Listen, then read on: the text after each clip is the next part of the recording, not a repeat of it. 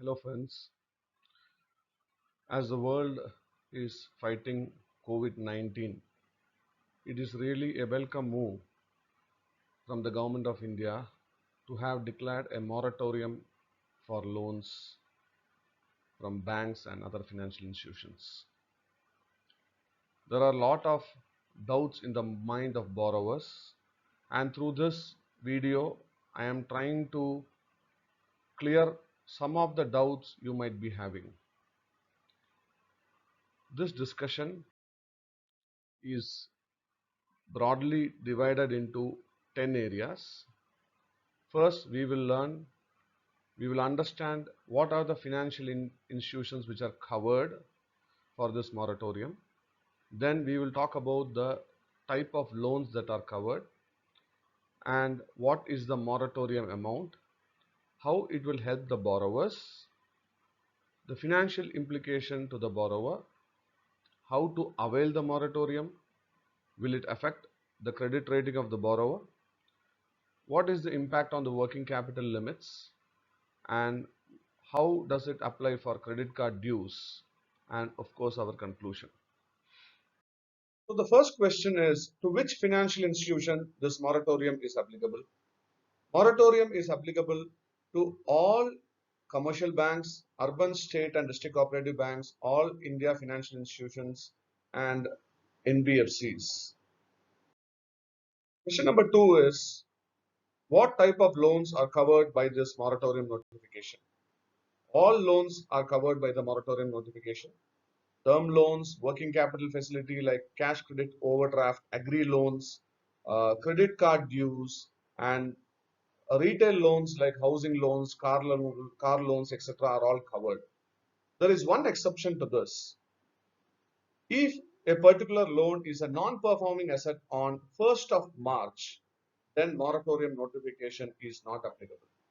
Similarly, if there is any overdue amount, that is accrued but not paid amount on some of these loans, then for that amount the moratorium is not applicable. You need to pay that amount, or else in future your loan will be classified as an NPA. The third question is, what is the moratorium amount? For term loans, all the EMIs falling due between 1st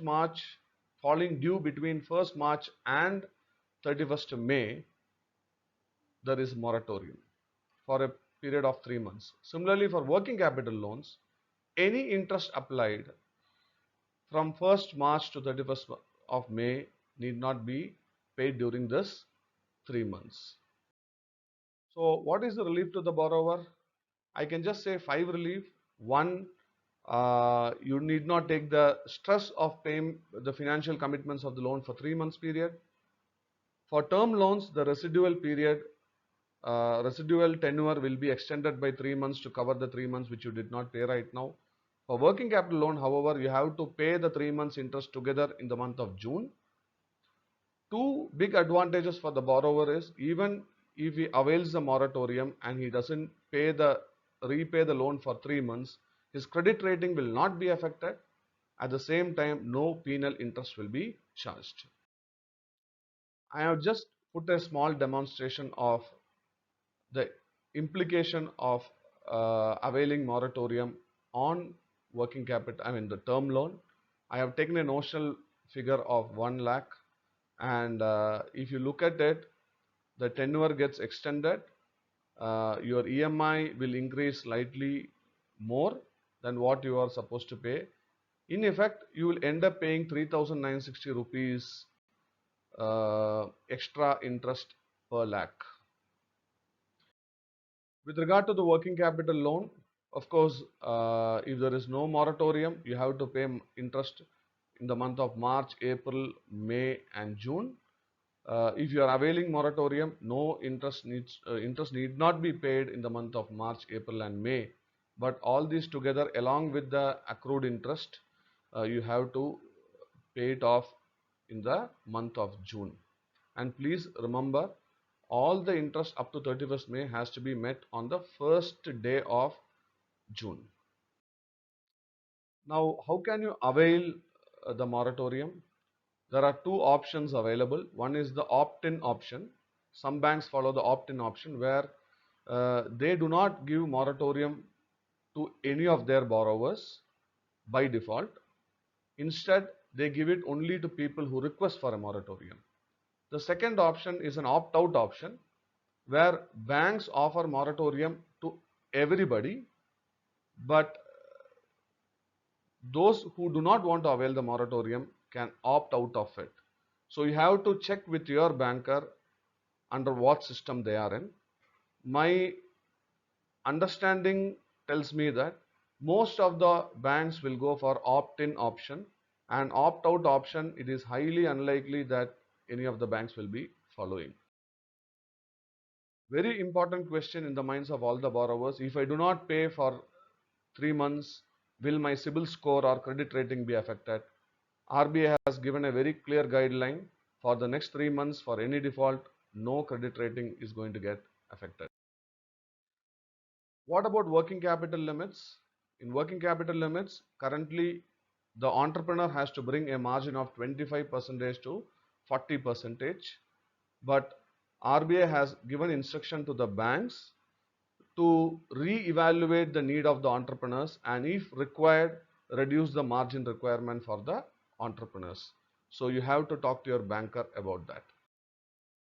Credit card dues, this is one haunting question in the minds of especially the salaried class. Now you are allowed to not pay your credit card dues from 1st March to 31st May. There won't be any penal interest. There won't be any reporting to CIBIL or other credit rating agencies. However, bank will charge the normal credit card interest, which are usually very high. So I don't know whether it is very beneficial to avail moratorium for credit card. Now coming to what you should be doing, I have classified the borrowers into three categories: high cash flow risk, medium cash flow risk, and low cash flow risk. When it comes to term loan, you can avail the moratorium if you fall under high or medium cash flow risk, and if you are under low cash flow risk, I will suggest you do not avail the moratorium. Whereas when it comes to CCOD and credit card, I strongly suggest you avail the moratorium only if you fall under the high cash flow risk category. If you are under medium or low cash flow risk category, I will strongly suggest you do not avail the moratorium and try to make the payment. There are two reasons for this. One is the extra interest that you are going to bear. The second part is when you don't pay your loans, the financial institutions, the banks of our country is going to face severe shortage of cash inflow. This might affect the health of the banks also. So in that scenario, if you have the ability to pay the loan, I will always suggest, in your interest as well as in the interest of the bank and our country, you should try and pay your loans. I hope this video was useful to all of you. Stay safe, stay healthy. Health is wealth. On behalf of AAPC, signing off, Rajeev Ramanath. Thank you all. Have a great day.